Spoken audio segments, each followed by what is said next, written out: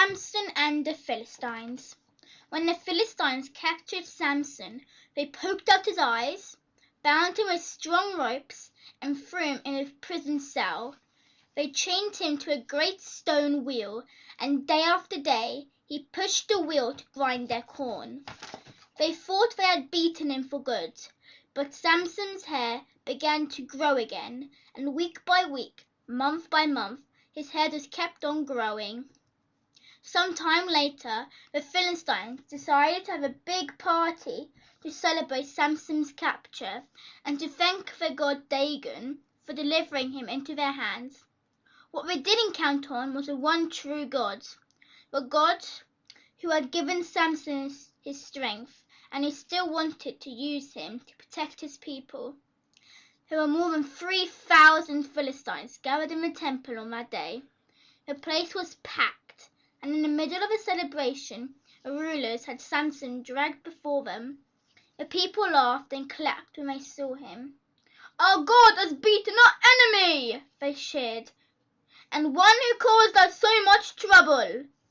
And when they were done laughing, Samson was dragged to stand near the pillars of the temple. But Samson had one more idea, one last clever plan to defeat his enemies. "You know I'm blind," said Samson to the man who guarded him. "Put me work and feel the pillars, please, so I can lean against them." So that's what the servant did. He stood Samson between the pillars that supported the whole of the temple. "Dear Lord," prayed Samson, "the only strength I ever had came from you.